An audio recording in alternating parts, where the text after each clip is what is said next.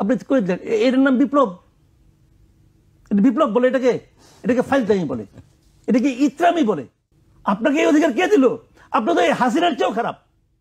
ইংরেজি নতুন বছরের শুভেচ্ছা জানাচ্ছি প্রিয় দর্শক এবং শ্রোতা, বিশ্বের যেখান থেকেই এই মুহূর্তে আমাকে টিউন করছেন, আপনাদের সবাইকে অনেক অনেক প্রীতি এবং শুভেচ্ছা জানাচ্ছি। একই সাথে হ্যাপি নিউ ইয়ার 2025। প্রিয় দর্শক শ্রোতা, হাজির হলাম আরও একবার আপনাদের সম্মুখে। আপনি শুনছেন আপনার প্রিয় চ্যানেল ভয়েস অফ এথিস্ট, সঙ্গে আছি মিস্টার হৃদয় খান।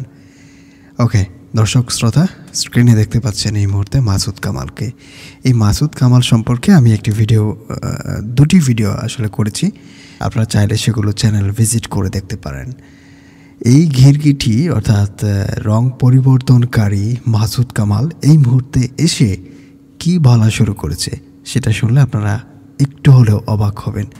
সেজন্যই আমি আসলে তাকে হাজির করেছি আমাদের এই চ্যানেলে।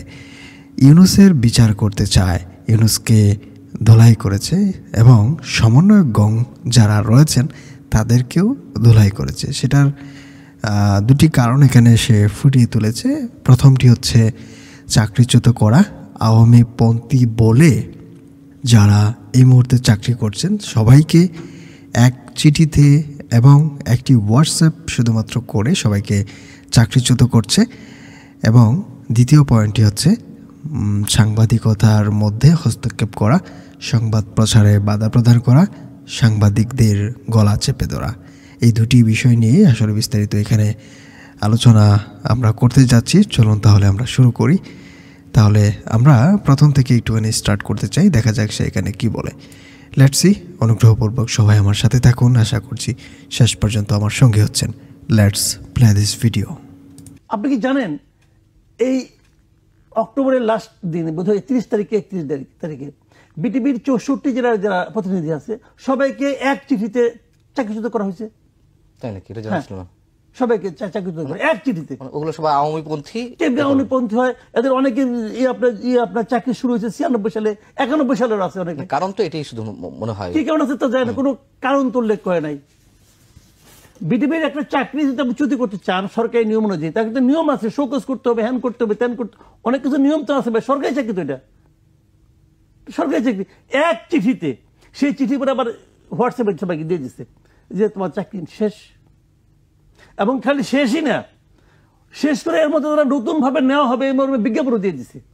ওকে, আপনারা এতক্ষণ পর্যন্ত যেটা শুনতে পেয়েছেন, বাংলাদেশ টেলিভিশন মানে বিটিভি, এই যে বিটিভিতে যারা চাকরি করেন তাদেরকে ধরেই নেওয়া হয় তারা হচ্ছে আওয়ামীপন্থী, এবং বিটিভিকে ধরে নেওয়া হয় যে এটা হচ্ছে আওয়ামীপন্থী একটি টেলিভিশন।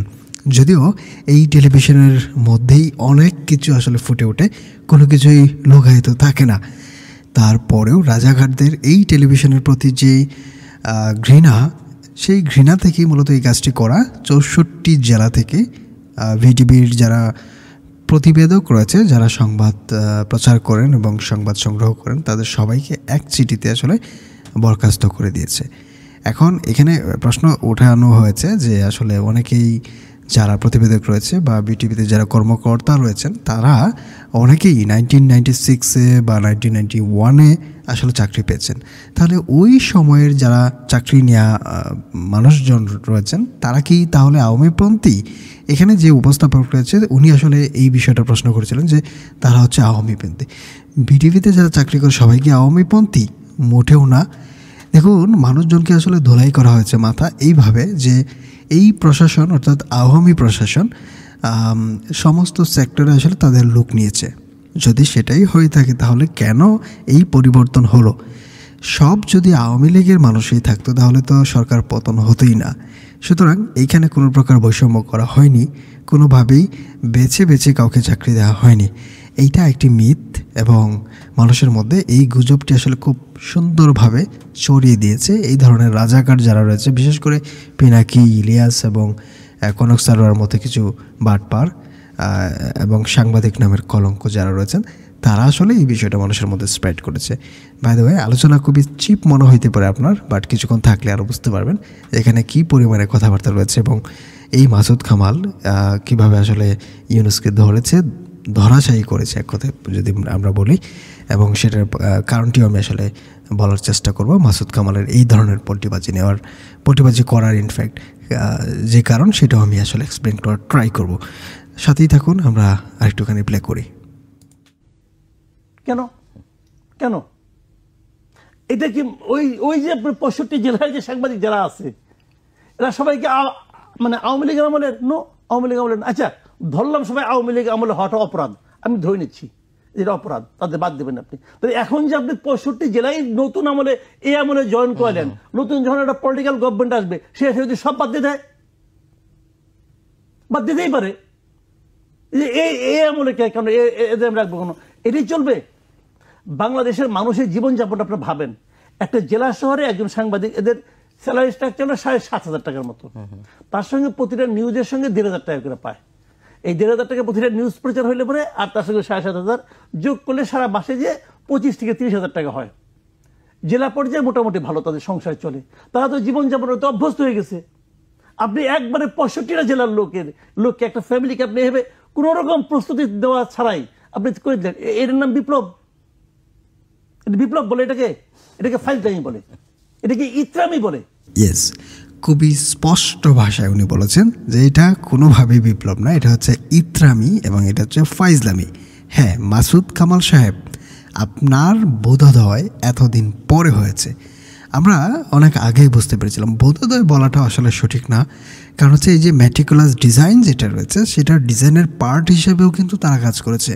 আমি একটি ভিডিওতে, যেটা শুরুতেই আমি আপনাদেরকে বলেছিলাম, সেই ভিডিওতে শেখ হাসিনাকে এমন কোনো বাজে ল্যাঙ্গুয়েজ নেয় যেই ল্যাঙ্গুয়েজে উনি আসলে গালাগালি করেন নাই, এবং সরকার পতনের আগ থেকে শুরু করে সরকার পতনের ঠিক আরও 10-15 দিন যাবৎ পর্যন্ত এই লোকটা গালাগালি করেছে এবং ইউনূস সরকারকে সাপোর্ট করে আসছিল। এখন কেন পল্টিবাজি করা শুরু করেছে, এখন কেন গিরগিটির মতো রং পরিবর্তন করা শুরু করেছে?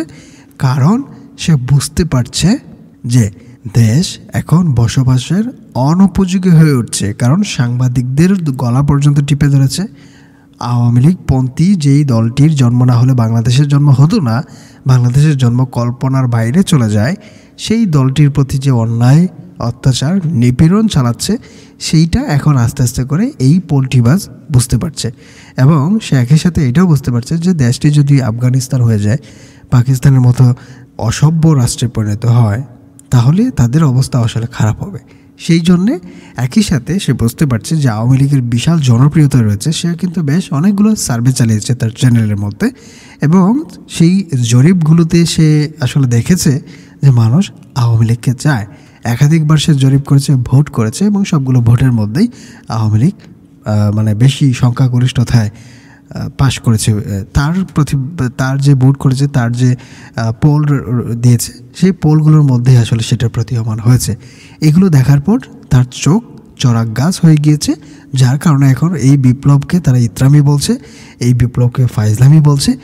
এবং এই যে 64 জেলা থেকে ভিটিভির সংবাদকর্মীদেরকে প্রত্যাহার করা অথবা চাকরি থেকে বের করে দেওয়া, সেই পরিবারগুলো সেই সাংবাদিকের সাথে যেই সম্পৃক্ত তার যে পরিবারের ছেলে মেয়ে বাচ্চা কাচ্চা, অর্থাৎ সেই পুরো পরিবারকেই যে ধ্বংস করে দিচ্ছে, কোনো প্রকার বিজ্ঞপ্তি না দিয়ে, কোনো প্রকার চিঠি না দিয়ে, কোনো প্রকার ওয়ার্নিং না দিয়ে তাদেরকে যেভাবে চাকরিচ্যুত করা হচ্ছে, এবং সেই ফ্যামিলিগুলোকে যে অনেক বড় একটি বিপদে ফেলে দেওয়া হচ্ছে, এইটা আসলে সে বুঝতে পারছে। কারণ সে নিজেও একটা সাংবাদিক, যদিও কী লেভেলের সাংবাদিক আপনারা সেটাও বুঝতে পারছেন। বাই দ্য ওয়ে, আমরা আরেকটুখানি শুনি ইত্রামি এবং ফাইজলামির বিপ্লব সে বললো, আমরা আরেকটুখানি শুনতে চাই, দেখা যাক সে আর কি বলে। এই আচরণ যখন আপনি করবেন, কেন করবেন? সরকারে যেই থাকুক, ABCD যেই থাকুক, তাকে তার প্রত্যেকটা কাজ হতে হবে লজিক্যাল। এই কাজটা কি লজিক্যাল হলো? আপনার ইচ্ছা হলো আপনি করে দিলেন। কে হে? আপনি কে? হু আর ইউ? আপনাকে এই অধিকার কে দিল? আপনি তো এই হাসিনার চেয়েও খারাপ।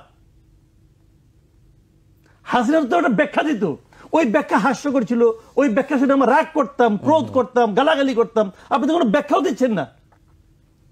আপনারা সবাই দেখুন এই মাসুদ কামাল কিভাবে রাগ ঝাড়ছে এখানে।